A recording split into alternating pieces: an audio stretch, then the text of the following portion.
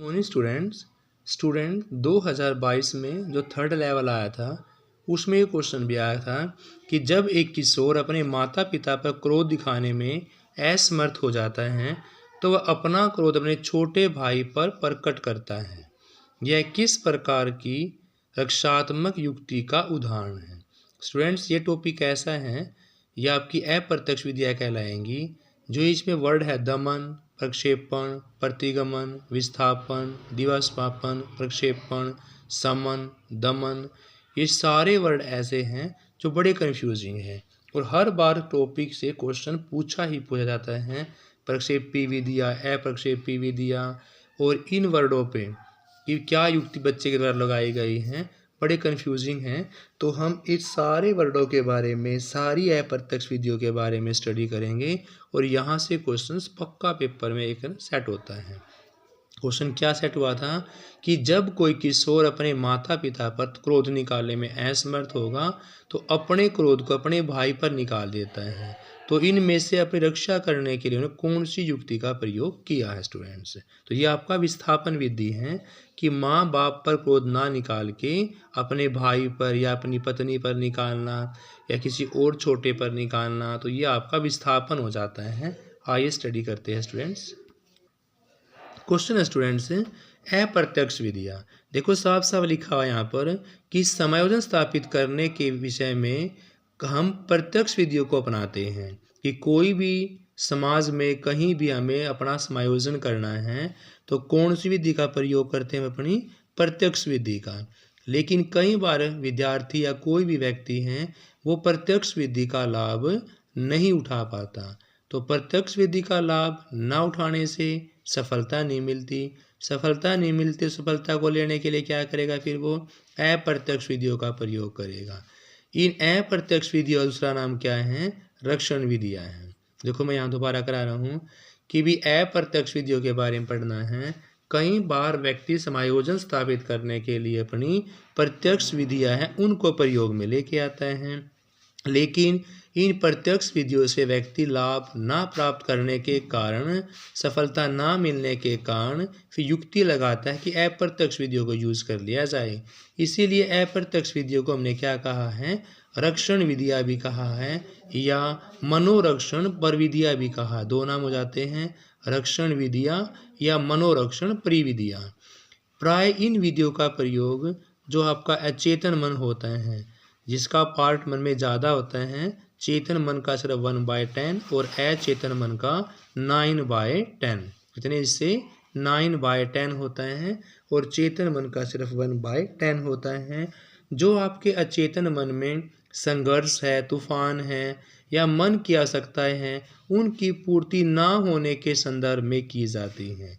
कि जो हमारे मन में संघर्ष का, तूफान का या कोई भी आवश्यकता ना पूरी होने से मन में संघर्ष पैदा होता है, तनाव की स्थिति पैदा हो जाती है, कोई भी आवश्यकता पूरी ना होने पर, तो उनकी पूर्ति कई बार ना होने के संदर्भ में हम अप्रत्यक्ष विधियों का प्रयोग किया जाता है। यह भी कहा जा सकता है कि व्यक्ति मनोवैज्ञानिक रूप से संतुलन बनाए रखने के लिए, कि मन और सामाजिक में अपना संतुलन कायम रखने के लिए, मानसिक समायोजन स्थापित करने के लिए, अपने अहम के रक्षण के लिए, मेरा अहम बचा रहे, मेरा ईगो बचा रहे, अपने अहम की रक्षा के लिए इन अप्रत्यक्ष विधियों का प्रयोग करता है। ये अप्रत्यक्ष विधियाँ, मनोरक्षण विधियाँ इस व्यक्ति को प्राय ही प्रयोग में लाता है। वो हम सारी 12 विधियाँ है या प्रयोग करेंगे, सर पढ़ेंगे इनके विषय में।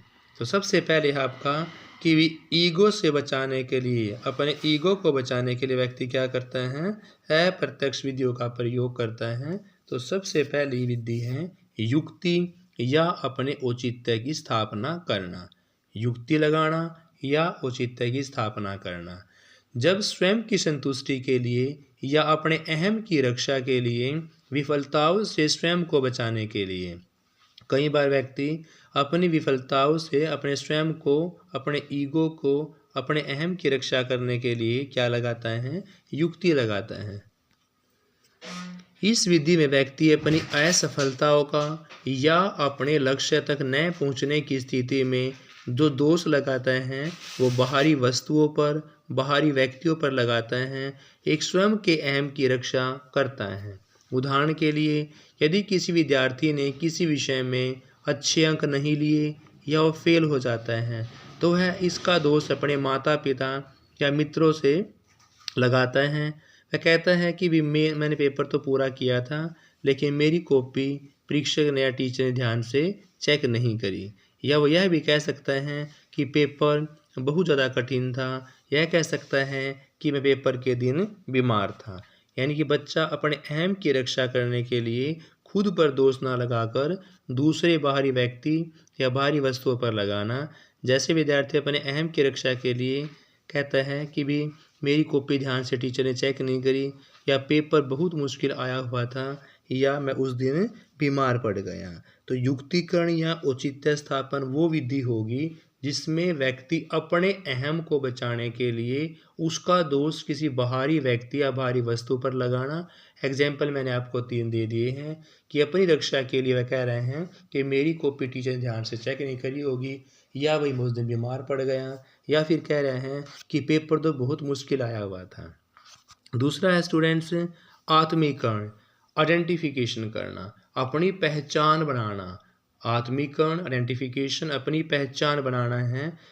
इसमें बच्चा क्या करता है, व्यक्ति अपनी असफलताओं के फलस्वरूप तनाव को कम करने के लिए कि भी मेरे मन में कोई तनाव पैदा ना हो, स्वयं को एक सफल या बड़े व्यक्ति जैसा, जैसे कोई नेता है, अभिनेता है, या अपना माता पिता के साथ एक तारतम्य स्थापित करने की चेष्टा करता है। उदाहरण के लिए, कोई युवक युवती किसी विशेष अभिनेता अभिनेत्री से किसी के कारण उसके प्रति आकर्षित हो जाते हैं, तो वह उसके साथ संबंध या आत्मीकरण कर लेता है, उसके साथ अपनी पहचान स्थापित कर लेता है एवं उसी के अनुरूप अपना व्यवहार करना शुरू कर देता है। यानी स्टूडेंट्स, इस पैरे के अंदर मैं एक बात सुनाना चाह रहे हैं कि आत्मीकरण आइडेंटिफिकेशन होता है, इसमें अपनी असफलताओं से बचने के लिए, अपने मन के तनाव को कम करने के लिए कोई भी बच्चा, कोई भी व्यक्ति एक सफल व्यक्ति जैसा बनने की कोशिश करता है, उसी के अकॉर्डिंग अपना व्यवहार करता है,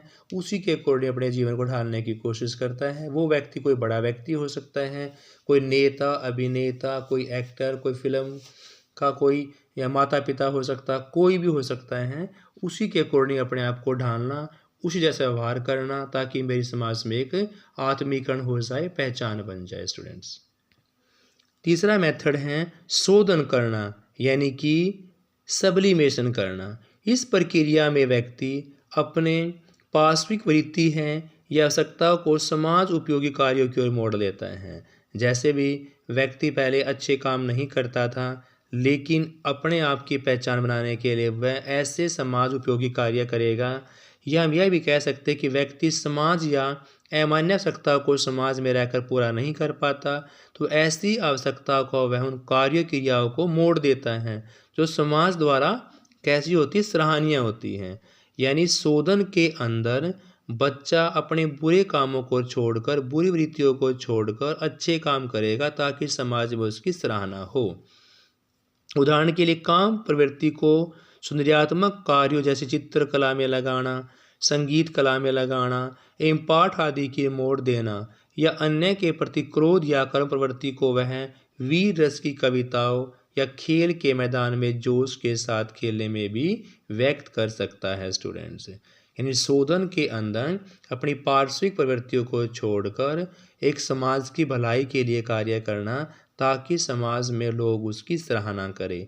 समाज की सराहना के लिए अपने आप को मोड़ना ही क्या कहलाएगा स्टूडेंट्स, शोधन कहलाएगा, सब्लिमेशन कहलाएगा। जैसे देखो दिया हुआ साफ साफ उदाहरण कि काम की वृत्ति को छोड़कर हमें चित्रकला के अंदर, संगीत कला के अंदर, या किसी भी अच्छे पाठ को पढ़ने की तरफ अपने आप को मोड़ देना, या अपने क्रोध या अक्रम प्रवृत्ति को वह वीर रस की कविताओं या खेल के मैदान के जोश के साथ भी व्यक्त कर सकता है स्टूडेंट्स। फिर आपका सत्यपूर्ति, यानी कहा जब व्यक्ति किसी एक क्षेत्र में सफल नहीं हो पाता, तो संबंध कार्यों की पूर्ति करने के लिए बहुत क्षेत्रों में प्रयास और सफलता प्राप्त करता है। यदि व्यक्ति सामान्य पढ़ाई के क्षेत्र में कमज़ोर हैं और अधिक सफल नहीं होता तो वह अन्य क्षेत्र जैसे खेल में भाग लेकर पुरस्कार प्राप्त करता है, स्वयं को श्रेष्ठ व्यक्ति के रूप में प्रदर्शित कर लेता है। ईसाई रूप से कमज़ोर व्यक्ति पौष्टिक भोजन खाता है, ताकत की दवाओं का प्रयोग करता है और शारीरिक स्वास्थ्य संबंधी दवाओं का प्रयोग करके, व्यायाम करके अपने शरीर की शक्ति में वृद्धि करने में सफल हो जाता है। यानी स्टूडेंट, क्षतिपूर्ति का मतलब होता है जिस चीज़ की कमी के कारण व्यक्ति सफलता प्राप्त नहीं कर पा रहा तो उसको ही हम कमी को दूर करके और उसमें सफलता प्राप्त कर सकते हैं। इसका सबसे बेस्ट एग्जाम्पल यह भी है कि मान लीजिए किसी लड़की की हाइट छोटी है तो वह ऊंची हील के सैंडल पहनकर अपनी लंबाई की कमी को पूरा कर सकती हैं। जैसे भाई उसकी हाइट कम है तो ऊंची हील सैंडल पहनेंगी तो उसकी लंबाई की जो पूर्ति है वो पूरी हो जाएगी। इसी प्रकार क्षतिपूर्ति में यहाँ पर कहा गया है कि जब कोई व्यक्ति बार बार परीक्षा देकर या बार बार कोई कार्य करके भी सफल नहीं होता है तो इसको बचने के लिए क्या करता है, वह जिस चीज़ के कारण वह सफलता प्राप्त नहीं कर पाया उस कमी को पूरा करके अपनी कमी सफलता प्राप्त कर सकता है। देखो यहाँ साफ साफ लिखा हुआ है कि जिस व्यक्ति के शरीर में कोई कमी है तो वह व्यायाम करके या भाई दवाई लेकर या कोई भी शारीरिक स्वास्थ्य की दवाई से प्रयोग से अपनी उस कमी को पूरा कर सकता है और अपनी कमी की क्षतिपूर्ति कर सकता है।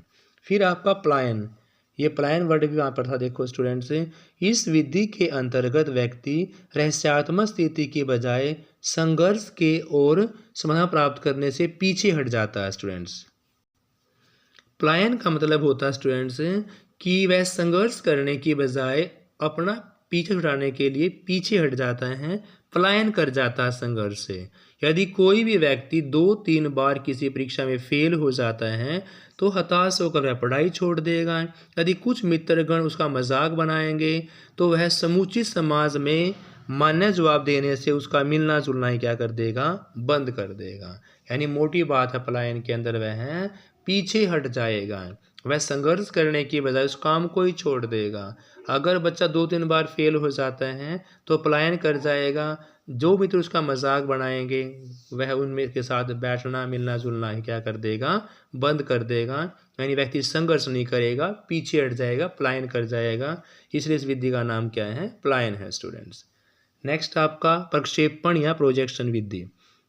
इस विधि के अंतर्गत व्यक्ति अपने दोषों और कमियों को अन्य व्यक्तियों पर आरोपित करेगा। जैसे कोई विद्यार्थी पढ़ाई में पिछड़ रहा है या उच्च सफलता प्राप्त करने में भी असमर्थ रहता है या असफल हो जाता है तो सारा दोष किस पर लगाएगा, शिक्षक पर लगाएगा। कक्षा में शिक्षक पढ़ाते ही नहीं हैं या परीक्षकों पर दोष लगाएगा कि प्रश्न पत्र मुश्किल बनाया था या ठीक से उसकी कॉपी चेक नहीं की या माता पिता ने उसको टाइम नहीं दिया, उसका ट्यूशन नहीं लगवाया, अच्छी कोचिंग नहीं दिलवाई और अच्छी प्रकार से पुस्तकें भी टाइम पर खरीद कर नहीं दी। तो प्रक्षेपण विधि, प्रोजेक्शन वर्ड आपने याद रखना है। प्रोजेक्शंस के अंदर व्यक्ति जो होगा वो अपने दोषों और कमियों को अन्य व्यक्ति पर आरोप का लगा देगा, यानी कि अपनी कमी को बचाने के दूसरे पर प्रोजेक्ट कर देगा। कि जैसे यहाँ पर बहुत सारे उदाहरण दे रखे हैं कि व्यक्ति अगर पिछड़ जाता है बच्चा तो वह अपनी सफलता प्राप्त करने में असफल जाता है तो सारा दोष वह अपने शिक्षकों पर लगाएगा, कक्षा के बच्चों पर लगाएगा, वो या अपने जिसने उनका पेपर चेक किया उस पर लगाएगा। वह कहेगा कि भी मेरी कॉपी ध्यान से चेक नहीं करी है, माता पिता ने उसकी ट्यूशन नहीं लगवाई, अच्छी कोचिंग नहीं दिलवाई, जरूरी पुस्तकें नहीं दिलवाई, तो सारा दोष दूसरे पर निकाल देगा अपने अहम को बचाने के लिए स्टूडेंट्स। फिर अगला है आपका 7 दिवास्वप्न। व्यक्ति को वर्तमान की वास्तविक और यथार्थ की असफलताओं से परेशान होकर स्वयं को कमज़ोर पाने की स्थिति में क्या करेगा, वो कल्पना शोक में ही डूबा रहेगा, अपनी कमियों की पूर्ति सपनों की दुनिया में करने लगेगा। एक शरीर से निर्बल बालक स्वयं के सपनों दुनिया में वीर, साहसी या हीरो के रूप में अपने आप को सोचता है और संतुष्टि प्राप्त करना है। पढ़ाई में कमज़ोर बालक सदा दिव्य सपनों में खोए रहते हैं। एक उच्च उपलब्धि वाले सफल छात्र के रूप में स्वयं के बारे में कल्पना करने लगते हैं। तो स्टूडेंट, दिव्य स्वप्न का मतलब ये है कि व्यक्ति अपनी असफलताओं से अगर परेशान हो जाता है तो वह दिवास्वप्न में अपने आप को एक अच्छे व्यक्ति के रूप में, एक अच्छी दुनिया के रूप में विचरण करना चाहता है। कई बार वो अपने आप को एक वीर साहसी व्यक्ति, हीरो के रूप में प्रतिष्ठा प्राप्त करता है, अपने आप को संतुष्टि प्राप्त कर लेता है। या कोई भी उपलब्धि वाला व्यक्ति है, सफल व्यक्ति है, उससे अपनी कल्पना करने लग जाता है। इसीलिए इसको क्या बोलते हैं? दिवास्वप्न बोलते हैं स्टूडेंट्स। अगला मेथड है आपका प्रत्यावर्तन या पीछे की ओर लौट जाना। प्रत्यावर्तन या पीछे की ओर लौट जाना स्टूडेंट्स, इस विधि के अंतर्गत व्यक्ति या कोई भी बालक कठिनाइयों या समस्या के साहस के साथ सामना करने की बजाय, संघर्ष करने की बजाय पीछे की ओर लौट जाता है, अर्थात जो पुराने अनुभव हैं वहाँ पर लौट जाता है। जैसे अगर कोई वैश्य व्यक्ति अपनी असफलताओं से परेशान हो जाता है तो उसकी आयु से कम आयु के समान व्यवहार करने वाले बच्चे या मंदबुद्धि व्यक्ति के समान करने वाले बच्चों का जैसा व्यवहार करना शुरू कर देता है। जैसे अगर वैश्य व्यक्ति द्वारा बच्चों के समान फूट फूट कर रोना, क्रोध में आकर तोड़ फोड़ करना, एक बच्चा जो व्यवहार करता है, एक जवान व्यक्ति एक वैश्य व्यक्ति का उस जैसा व्यवहार करना, उसी के समान रोना या किसी भी चीज़ को तोड़ फोड़ करना, तो इसलिए वह अपनी पिछली जिंदगी में चला जाता है, पीछे की ओर लौट जाता है। इसको क्या बोलेंगे आप? प्रत्यावर्तन बोलेंगे। कि व्यक्ति अपने संघर्ष से बचने के लिए, अपने अहम की रक्षा करने के लिए, समस्या का समाधान करने की बजाय पीछे अपने बचपन की ओर लौट जाता है, इसके अंदर प्रत्यावर्तन के अंदर, और फिर वह संघर्ष करने के बजाय छोटे बच्चों जैसा व्यवहार करना लग जाता है। जैसे फिर स्टूडेंट्स अगला दमन करना, और दमन को हम रिप्रेशन बोलते हैं। दमन, रिप्रेशन, कभी कभी व्यक्ति अपनी इच्छाओं और आवश्यकताओं आकांक्षा की पूर्ति सामाजिक दबाव और परम अहम के कारण नहीं कर पाता। कई बार समाज का दबाव होता है और कई बार अपने सुपर ईगो की रक्षा के कारण भी अपनी आवश्यकताओं को पूरी नहीं कर पाता। जो उसकी अपूर्ण आवश्यकता, इच्छाएं सभी अचेतन मन में क्या हो जाती हैं? दबा दी जाती हैं। क्योंकि कोई भी दुखद घटना है, कोई भी अवांछित कार्य हैं, उन सब को व्यक्ति कहाँ दबाता है? अचेतन मन में। और वह संवित वहाँ पर क्या हो जाती है? दमित हो जाती हैं। फ्राइड के अनुसार, फ्राइड में क्या कहा था? जो दुखद घटनाएं होती हैं, अप्रिय होती हैं, कष्टकारी होती हैं, वे स्वतः ही कहा जाती है आपकी चेतन मन में जाती हैं। चेतन मन से निकल कहाँ जाती, सॉरी, अचेतन मन में जाती हैं, और अचेतन मन में क्या हो जाती हैं? दमित हो जाती है, दमन कर लेते हैं, उसका रिप्रेशन कर लेते हैं। तो मोटी बात यहाँ से कहना चाह रहा है वो कि कभी कभी जो व्यक्ति हैं, कोई भी बच्चा है, अपनी आवश्यकताओं को समाज के दबाव के कारण या अपने सुपर ईगो के कारण पूर्ण नहीं कर पाता, तो उस दुखद घटनाओं को व्यक्ति चेतन मन की बजाय अचेतन मन में दमन कर लेता है, जिससे व्यक्ति अपने आप को सेफ महसूस करता है। तो अपने चेतन मन से निकलकर घटनाएं कहाँ जाएंगी? अचेतन मन में, और वहीं पर वो दमन कर ली जाएंगी स्टूडेंट्स। अगली घटना है समन करना। देखो दमन समन सेम है, ध्यान से करना। वहाँ पर आपने जो घटनाएं थी, जो दुखद परिणाम थे, अचेतन मन में स्टोर कर लिए थे। अब समन के बारे में करते हैं। इस मनोरचना के अंतर्गत व्यक्ति अप्रिय घटना, दुखद घटना, कष्टकारी घटना, कोई बुरा विचार, कोई बुरी इच्छा स्वयं को जानबूझकर चेतन मन से हटा देता है और सामान्य कार्य में व्यस्त हो जाता है। मान लीजिए आपका किसी व्यक्ति के विषय में झगड़ा हुआ, वाद विवाद हुआ, आपको बहुत बुरा लगा, किंतु थोड़ी देर उपरांत उसे सोचकर भूल जाने का प्रयास करते हैं। तो चलो जो कुछ हुआ सो हुआ, क्यों अपना समय नष्ट करते हैं? आप अपने अपने दैनिक कार्य में लग जाते हैं। देखो साफ साफ है कि समन में कोई भी हमारा डेली लाइफ में किसी से झगड़ा होना, कोई बुरा काम होना, और उसी बात को बार बार सोचने की बजाय हम सोचते हैं कोई बात नहीं हुआ, जो हुआ हमारे भाग्य में था, ऐसा तो होना ही था, और उस बात को हम अचेतन मन में डाल लेते हैं, उसके बारे में बार बार नहीं सोचते। तो उस बात का हम क्या कर देते हैं? समन कर देते हैं। समन का मतलब देखो साफ साफ है कि व्यक्ति अपनी दुखद घटनाओं को, कष्टकारी घटनाओं को, अपने विचारों को बार बार सोचने की बजाय उसको अचेतन मन में डाल देते हैं कि ऐसा तो होना ही था, ऐसा तो भाग्य में था, इसलिए उस बात का क्या कर दिया उन्होंने, समन कर दिया स्टूडेंट्स। तो समन का मतलब होता है कि डेली लाइफ वाली या कोई भी अप्रिय घटना के बारे में बार बार ना सोचकर अचेतन मन में डालना। और वहाँ दमन का मतलब था कि समाज की आवश्यकताओं या समाज के कारण या अपने सुपर ईगो के कारण अपनी आवश्यकता की पूर्ति ना कर पाया तो उन चीज़ों को फिर अचेतन मन में डालना। सब देखो, दमन में समाज के कारण या अपने सुपर ईगो के कारण वो सफलता पूरी नहीं होती तो उसका दमन कर दिया। और समन के अंदर हैं अपने आप को बचाने के लिए किसी भी दुखद घटना को, डेली लाइफ को या कुछ समय पहले की को अचेतन मन में डालना क्या कहलाएगा, आपका समन कहलाएगा स्टूडेंट्स। नेक्स्ट है विस्थापन। विस्थापन मैंने आपको बताया था, जैसे उस क्वेश्चन के अंदर था किशोर ने अपने माता पिता पर क्रोध निकालने की बजाय अपने छोटे भाई पर निकाल दिया।